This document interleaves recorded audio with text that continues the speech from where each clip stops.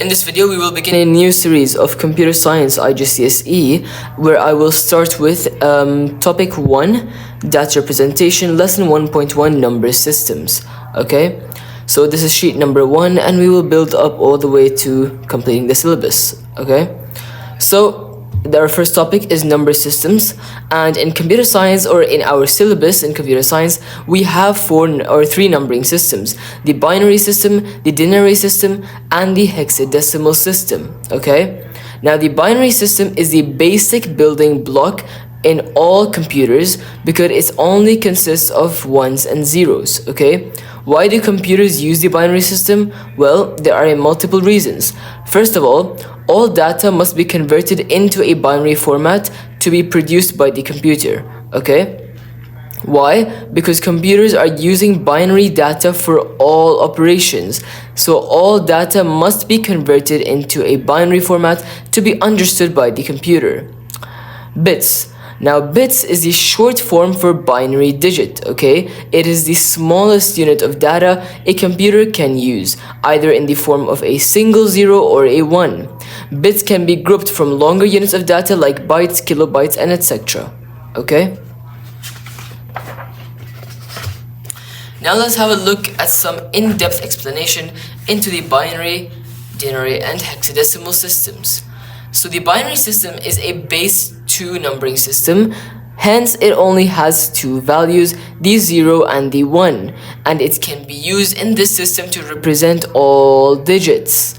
So each binary digit number represents a power of 2, giving the headings 2 to the power of 0, 2 to the power of 1, 2 to the power of 2, 2 to the power of 3, 2 to the power of 4, where each one represents a power of 2. So 1, 2, 4, 8, 16, 32, 64, 128, and so on. Okay, so for example, we have this binary number 0, 111, 0, 111. To write the binary headings, we start from always right to left and place the binary headings in order: 1, 2, 4, 8, 16, 32, 64, and so on. Okay, now as for a denary system, your denary system is also known as the decimal system. Okay, and this is a base 10 numbering system that contains 10 digits starting from 0 ending till 9. 0, 1, 2, 3, 4, 5, 6, 7, 8, 9. Now your denary numbers are used to represent any quantity like decimals, functions, or whole numbers. Okay, the denary, each digit represents a power by 10. So this would give you the headings: 10 to the power of 0, 10 to the power of 1, 10 to the power of 2, 10 to the power of 3. So it will be 1, 10, 100, 1000, 10,000, 100,000, and so on. So for example, 25,177, we have to put the denary headings on this number. We're going to start from right to left: 1, 10, 100, 1000, and go on.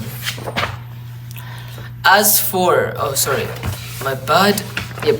for your hexadecimal system is a base 16 numbering system, meaning it uses 16 different digits to represent each value. Now, you know that in the computer science, we have to stop at 9. We do not contain the double digits, so instead we use alphabets to complete in for them. So starting from 0 to 9, and then A, B, C, D, E, F, standing for A to 10, B, 11, C, 12, D, 13, E, 14, and F, 15. Okay? Now each digit in the hexadecimal represents a power of 16, so 16 to the power of 0, 16 power 1, 16 power 2. So it will look like 116, 256, and 4096, okay? So if you want to place these headings on a typical number, 0092, starting from right to left, you place the hexadecimal headings. How to convert the number systems, okay? So in this syllabus, or let's say in this sheet, I will be covering 6 conversions: binary to denary, denary to binary, binary to hexa, hexa to binary, hexa to denary, and denary to hexa. Now note that all of these conversions may not be in the same order as listed, but we will cover all of them. For our first conversion, let's see how to convert a binary number to a denary number. The first thing I would like you to do is make a table and place a binary number inside it. Okay, so you have a binary number, okay, you want to convert to denary. Make a table and place a binary number below. Now on the top, okay, I want you to place the binary based headings consecutively in order from right to left, 1, 2, 4, 8, 16, and so on and so forth, as much as required for the given binary number. From here then, you're going to add all the headings with a 1 up under it and leave the other ones. So 8 has a 100, 2 has a 100, 4 and 1 will be left alone. 8 plus 2 is 10, your denary number is 10, okay? Another example, let's have a look at example B, okay? For this, to convert this into a denary number, we make a table, okay? In this table, we will start by placing the binary number. After that, we will place the binary headings on top of that number. After this, we add all the binary digits that have a 1 under it, and we leave the other ones behind. So everything that has a 1 is 64, 32, 8, 2, and so you take all of them and you start adding them, and your sum is going to be your denary number, 106. Converting your denary to your binary number. So to convert your denary to binary, it is somewhat like an opposite of your binary to denary.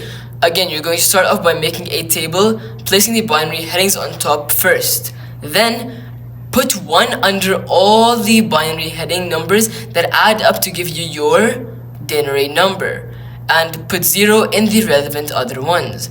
So over here, our denary number is 37, so we must put 1 under all the digits that add up to give you 37. 32 plus 4 plus 1 gives you 37, the other ones are going to be 0, and the answer you result in with your 1s and 0s is your binary number. Alright, and now converting your binary number to your hexadecimal number. So you will start off by having a binary number, and what I want you to do is I want you to break the binary number into groups of 4 bits, okay? So we have a binary number and I'm going to divide it into groups of 4 bits, okay? So make 2 different groups, each groups of 4 bits. Now, I want you to place separate binary headings under each one of these binary numbers, okay? So this one's gonna get a separate set of 1, 2, 4, 8, and this one's gonna get a separate set of 1, 2, 4, 8. Now how you're gonna calculate is that you're gonna add all the binary headings that have a 1 above them. So over here it's gonna be 8 plus 4, which is 12. Here it's gonna be 8 plus 1, which is 9. By the end, after the addition of the binary values, I want you to write the answer in a hexadecimal format. So 12 is C and 9 is 9, so hexa format is C9 subscript 16. Okay? Now to convert your hexadecimal to your binary number. To do this, I want you to first separate each hexadecimal value into an individual group, okay? Then put the binary headings under each one, and then put 1 under each binary heading that adds up to produce that hexa value. Put 0 where the binary headings that are not required to be used, and you will be left with a bunch of 0s and 1s. Combine all of them, and that is your typical binary number. For example, 6EB converts to a binary number. So what we're going to do, we're going to divide the hexadecimal into 3 different groups. Now we're going to put the binary headings 1248, 1248, 1248. Now we'll put 1 under all the headings that add up to give you this number. Put 0s in the relevant number slots. Combine all of this together, and that is your binary number. Converting hexadecimal to denary. So to convert hexadecimal to a denary number, I want you to separate each hexadecimal value into its individual groups, just like the previous one. And now you're going to put the hexadecimal value under each given digit or letter in order from right to left, okay? Then you're going to multiply each given hexadigit to its heading, and then you're going to add all of them together. So I know it sounds a bit confusing, but let's just have a look at the example. So in this example, we have to convert 12A into a denary number. So what I'm going to start is by separating each number by itself and putting the hexadecimal headings under. Now we're going to multiply each heading by its hexa number. So 8 times 1, 2 times 16, and 1 times 256. Multiply all of them, and then I want you to add all of them together. That is going to be your denary number.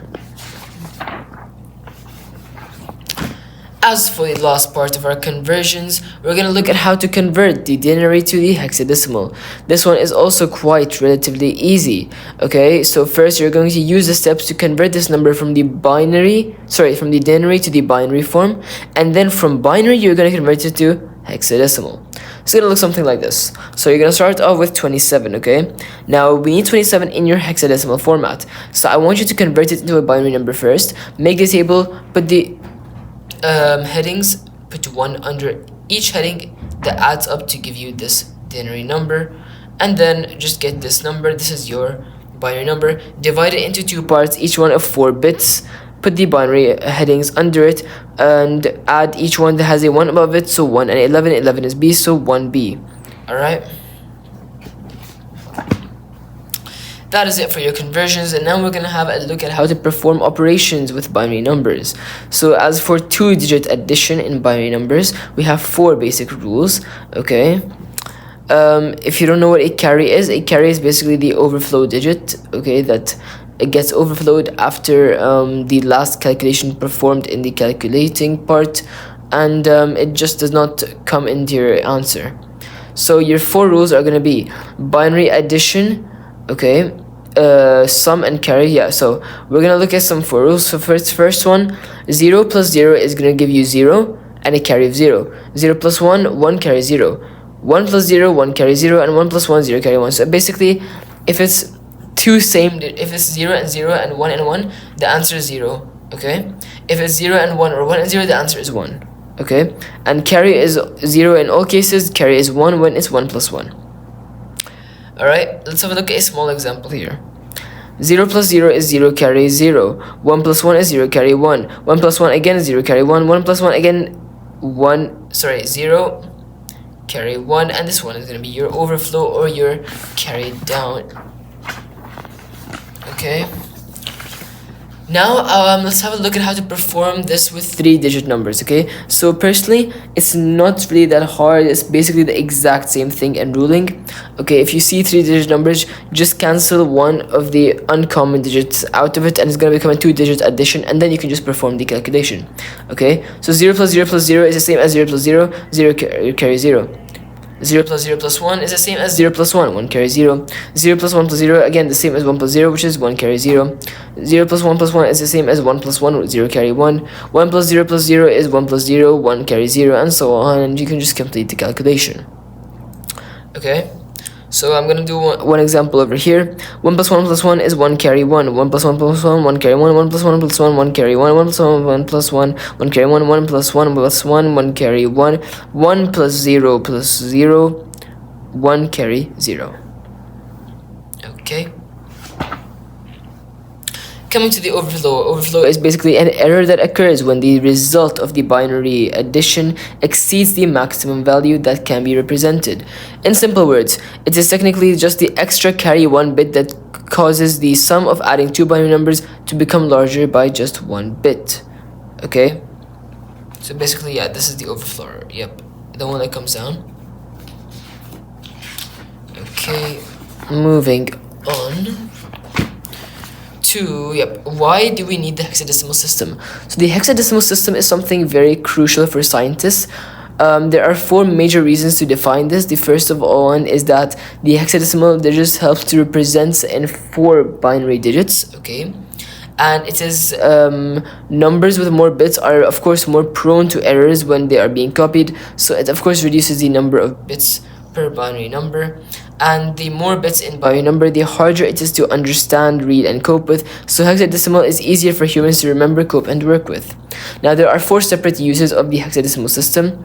Okay, these include error codes, okay, like priority check and etc., IPv6 address, Internet Protocol address, and HTML color code, hypertext markup language, and your MAC address, media access control. So we're going to go through a brief of all one of these 4 rules that can be used in the hexadecimal system. The first one is going to start with your error codes. Your error codes are automatically generated hexadecimal values that refer to the memory location of the error. They help the programmers find the faults. As for your Internet Protocol, which is the IP address, is a unique identification number given to every device that is connected to the internet. So if you have a device and it is connected to an internet, your device is going to have a unique IP address. It allows for devices to communicate with each other across the internet. As for your media access control MAC address, this one refers to a number which uniquely identifies a device on your network interface card, NIC, or which is part of the device. Okay, they are rarely changed, okay, due to the device.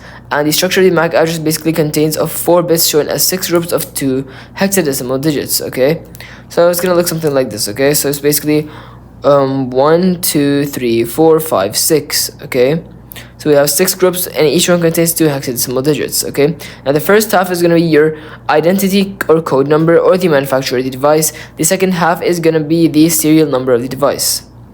Here are some common examples if you would want to review some.